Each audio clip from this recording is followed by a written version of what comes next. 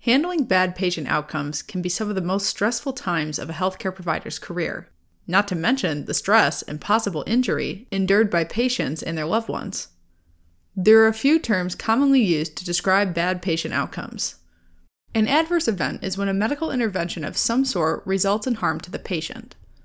A medical error is when a plan of action is either not carried out as intended, or when an error in the planning process is made and is then set in motion. Once an adverse event occurs, it's important to disclose it to the patient advocate if the patient is unable to comprehend the disclosure due to their medical condition or mental status, and or the patient's family as soon as possible.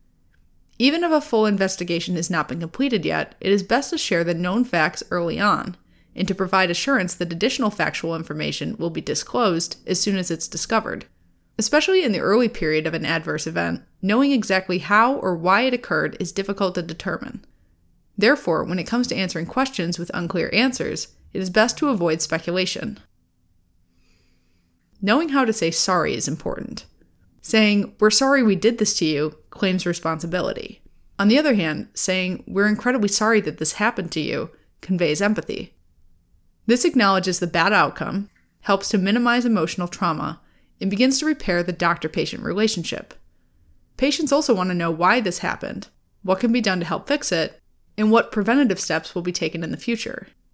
Involving other staff, like a risk management officer, allows for another reliable point of contact for the patient outside of the physician. Healthcare providers should also contact their malpractice insurance carriers as soon as possible to gain advice on what protective steps should be set in motion. On that note, many states in the USA have enacted so-called apology laws that prohibit the content of a disclosure from being used against the healthcare provider in a lawsuit. When conducting an investigation, a root cause analysis is used to determine what exactly led to the adverse event. The outcome of this may include so-called weak actions, like instituting checklists or policy changes that still require an individual to act in compliance, intermediate actions, such as requiring providers to answer mandatory questions within the electronic medical record when ordering a test or medication, or strong actions, including eliminating products or services that are deemed to be inherently unnecessary or unsafe. Alright, as a quick recap.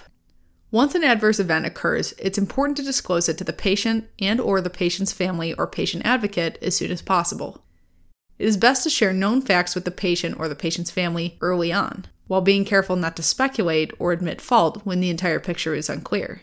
When disclosing an adverse event, it's important to think through what's going to be said and to do it with honesty and empathy.